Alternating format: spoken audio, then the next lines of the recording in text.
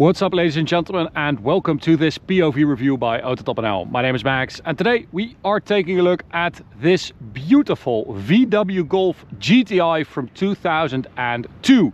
This is a car that is new to the fleet of the Dutch VW importer PON, who have been doing so since 1947, and they recently decided that they wanted to have sort of a historical fleet to, also allow press to drive the older cars, well, the more special cars, of course. So that is why we requested to drive this Golf Mark IV GTI. This is an edition 25, so a 25th anniversary edition to commemorate the 25th anniversary of the GTI, which was introduced in 1976, the Mark I GTI.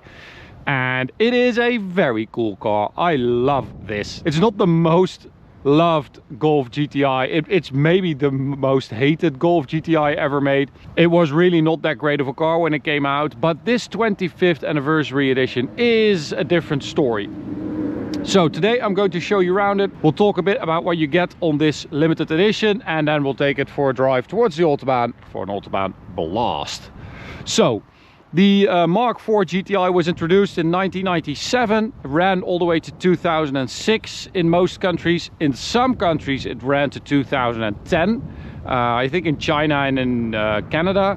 But in Brazil it ran to 2014, which is nuts. Still think it's a handsome car. If you have the right spec, I think it's a good looking car. It was quite a big step from the Golf 3 to the Golf 4, more rounded, more sleek, and VW really wanted to bring the Golf to the next level. They wanted to get away from like the cheap hatchback image, and they wanted to move towards a more luxurious style of hatchback. And the GTI suffered from that because it meant that it was just a regular Golf with a bit of extra trim, and that was basically it. It got some wood trim inside, some versions got some leather Recaros, but it had 150 horsepower, 1.8 liter turbocharged engine, so it wasn't really anything special. You did have a lot of engines available as it was back then, so there were a couple of naturally aspirated 4-cylinders, turbocharged 1.8 4-cylinder. They had a V5, basically a VR5, 2.3 liter. There was the 2.8 liter VR6, the 3.2 liter VR6 of the R32, and then a couple of diesels. So a lot of engines available. Everyone wanted, of course, the R32, and the GTI was kind of left. No one wanted it for a long time, and still it's not the most popular GTI, I would say. But as I said, we've got a 25-year anniversary edition, which means you get a little bit of a spoiler lip at the front. As you can see, that lower part with those 3 holes, that is specific to this edition 25. You get a GTI badge in the grille here. You don't have a red accent in the grille like all other GTIs have. So the Mark IV got away from that, and the Mark V got it back. You get these dark headlights on the edition 25. It was available in 3 colors: black, silver and red. We've got reflex silver here, which I think is the best color. I love this silver. And then you got these BBS RC wheels, these beautiful 18-inch wheels with a fake center lock cap there, but beautiful wheel. We've got brand new Continental Sport Contact 5 tires here. This is a 225 tire on this 18-inch wheel. Behind that, upgraded brakes, so bigger discs front and rear. And you got these little red calipers for the edition 25. You also got lowered suspension, so a bit more sporty, 20 millimeters lower than the regular GTI. And then at the rear, you got this little spoiler, really tiny little roof spoiler, but just enough to make it look like a GTI. You also got this side skirt, and then at the rear you have a GTI badge, a different tailpipe as well. Look at that, just a single tailpipe on one side. How cool is that? With a this is a proper exhaust. Look at that. Look, kids, this is the way an exhaust used to look. Yeah, not that it produces any sound or anything, but it's nice to have this little exhaust. So let's take a look at the engine, because here's the kicker. In all other countries this limited edition Golf got 180 horsepower, so that was basically the spec that this engine had in the Audi TT, which was also introduced back then. This, however, is a Dutch version, so the Dutch importer PON also decided back then when the car came out that it wasn't enough, it wasn't special enough. So Dutch buyers got a little upgrade. So there are 100 of these GTI edition 25s that have an upped tuning, bringing up the power to 210 horsepower and 300 newton meters of torque. So for once the Dutch got something better than the Germans, basically. It never happened. So yeah, this edition 25 is even more special. As I said, 100 pieces, 210 horsepower, and that makes this a lot of fun. I can tell you, it is a really, really cool little car. So I think there were 3,000 that went to either Germany or globally. I saw 1,800 for the UK. We got 100 here in the Netherlands, but we did get this special version, which is very nice. I love that. I think that's so cool. Also, edition 25 means that you get these lovely little Recaro seats with this red striping and the red logos.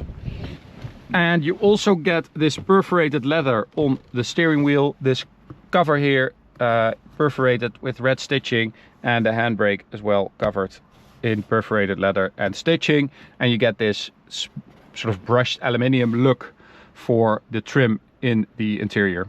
And I have to say, I really, really like this interior. I think it stood the test of time really well. This is 22 years old, and I mean, you wouldn't say it looking at it. So yeah, I think they did a good job. They also wanted to up like the build quality, and just the feel you had in the car had to be a bit more luxurious and had to be a bit more solid, and I think they really nailed that.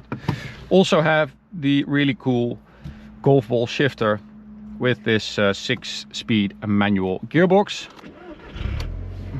Now, as I said, you don't get a lot of sound. It has a little bit of a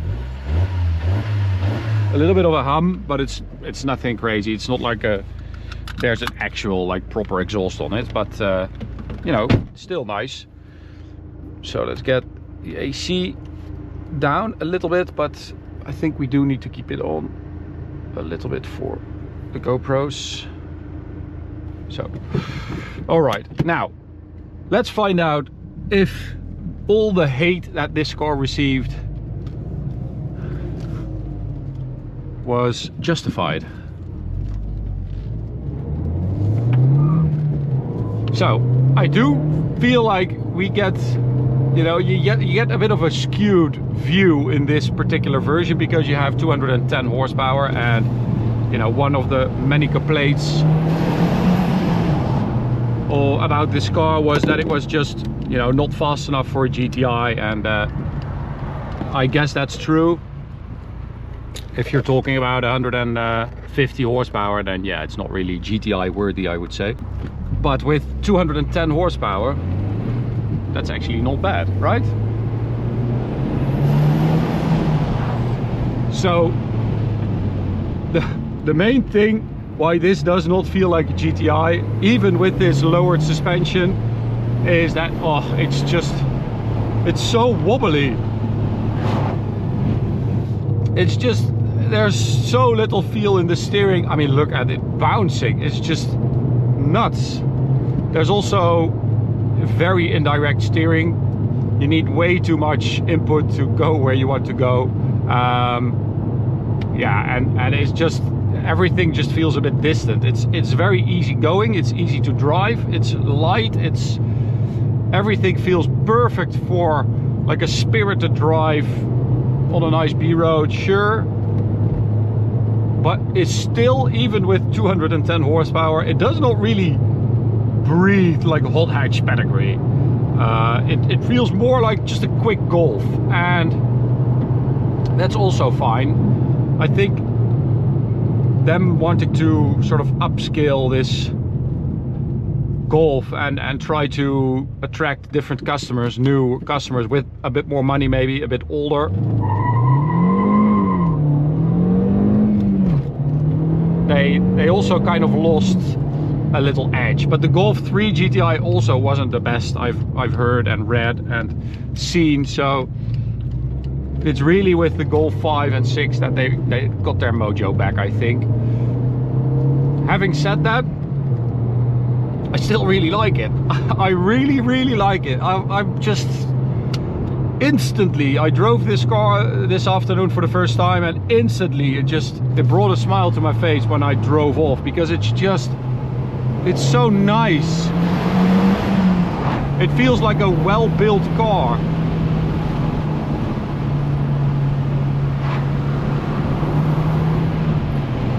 And I just think it's a cool little car. I really do. And I think it's a handsome car in this spec with these BBS wheels. It looks stunning.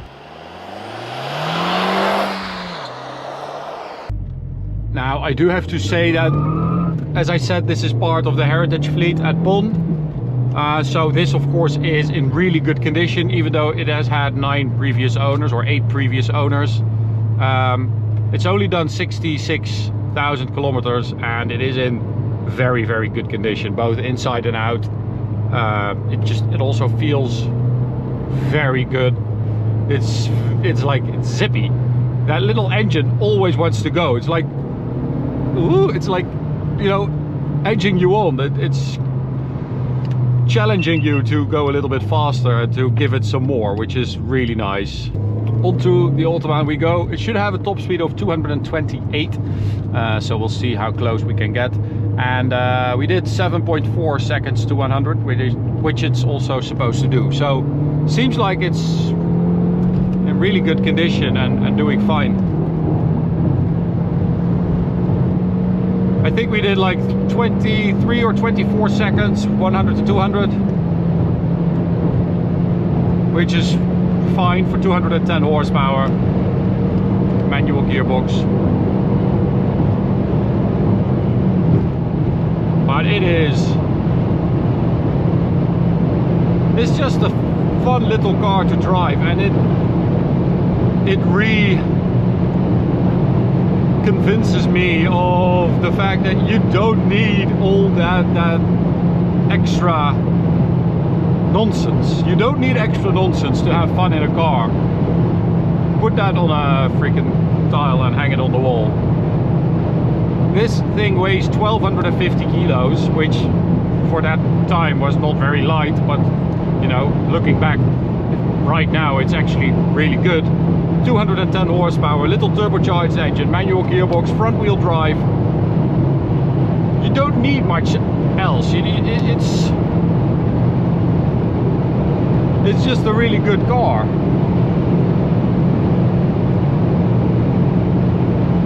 So the question, does it deserve the hate? Well, I do get that, you know, when this car came out, that was even before like all the hot hatches, the Focus ST, Focus RS, Civic Type R, all those cars, Renault, Megane RS, they didn't exist yet. So there weren't that many hot hatches around. You had the Peugeot 306 GTI, the 6-speed. There were a couple others, but not that many. So I think VW's goal being they wanted to, you know, scale it up and make it a little bit more grown up, a bit more usable maybe as well as a daily. I think at least this particular version of the GTI does not deserve the hate, and is just very nice to drive. It's a good looking car, it's quick.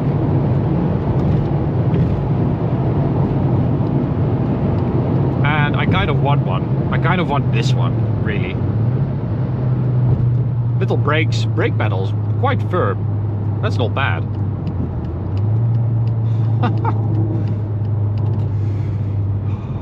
I love it. It's just a a zippy little car, and it's just zipping around, and I don't know why I'm saying zippy so much, but it's just, that is what it feels like.